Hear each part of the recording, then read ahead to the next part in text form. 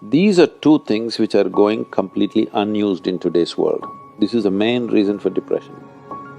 If you had to do only physical jobs, you eat one way, mental things another way. So eating the right kind of food becomes very necessary.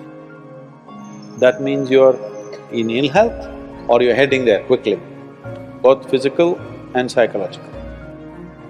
If this is achieved, you have reasonably complete human beings who live their life fully. The word health comes from the root word whole.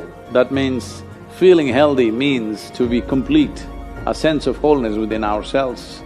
For this to happen, our body should be vibrant, our physical energies must be vibrant, our mind must be joyful, emotion must be exuberant.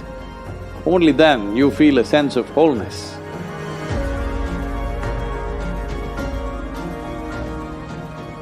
Essentially, within the human being, there is a certain allotment of energy for action, certain allotment of energy for intellect, certain allotment of energy for emotion. Like this, there are various allotments. This differs from person to person, but generally, the amount of energy allotted for… particularly for physical action and emotional dimension, these are two things which are going completely unused in today's world. This is the main reason for depression, believe me. Any number of children that they bring to me with all kinds of mental ailments, I just tell them first thing is some sport that they like, swimming, tennis, something, and music. These two things you bring into their life, within 3 months, most of the children, 80 to 85% of the children will recover quite wonderfully. Because without finding expression to their emotional dimension and if without finding enough exertion for the physical body, they are bound to become depressive. Today it's become like this, sunrise means they watch it on the phone screen, sunset means they watch it on the phone screen. Yes? So losing connection with all that supports and manages our life is going to be a serious challenge of the future. But this is one thing that you can do. If you have children, vacation means don't take them to Mumbai, Bangalore, Dubai, some other place. Just take them, walk them in the jungle. Or take them on a small boat out there, or whatever. Some exposure to nature is needed.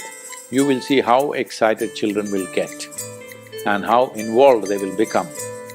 You need to understand this, your physiological and psychological health can be very easily managed if you're in touch with the elements of nature, of water, soil, light and things like that. If the more exposed you are, the more balanced you are both physiologically and psychologically, which must happen to every human being.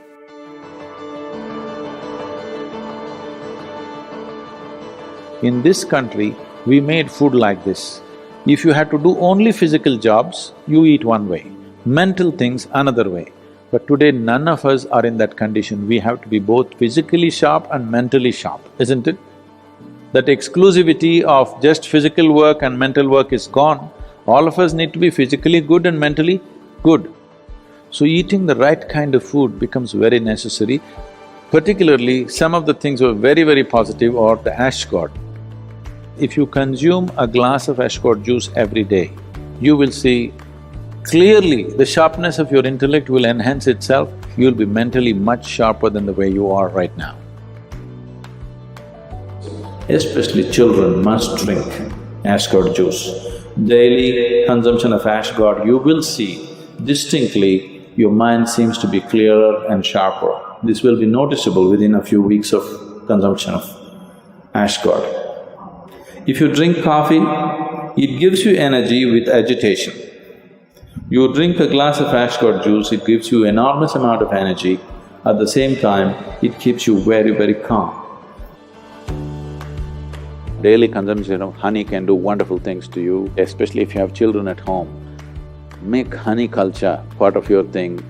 Psychological stability, physical well-being, vitality, all these things can be greatly enhanced simply consuming daily honey.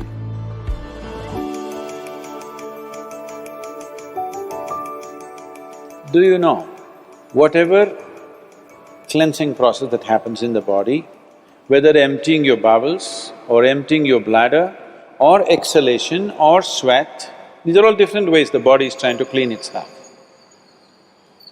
In all these things, different bodies have different levels of efficiency. If you are in good health, if you're in very good health and if you're eating the right kind of food, when you empty your bowels, nothing, not a speck should remain in your colon. Everything should be gone. In yoga, that's very, very important, your colon being clean, otherwise it'll get into your head. Really. Your colon not clean and psychological disturbances are very directly connected. In the yogic understanding of life, after you wake up, within 20 minutes, naturally if the bowels don't empty themselves completely, that means you're in ill health or you're heading there quickly, both physical and psychological. It could be either, depending upon whichever is weakest in you, will break first. First thing, if you go to an Ayurvedic doctor, whatever your problem, first thing is he'll purge you, because keeping the colon clean is very important. There are only four things with you right now that you can make use of: your body, your mind, your emotion and your energy. If you manage these four things well, they will produce a certain level of life for you. If you have a healthy body, you will live in one way. If you have a very stable and sharp mind, you will live another way. If you have stable and exuberant emotions, you will live another way.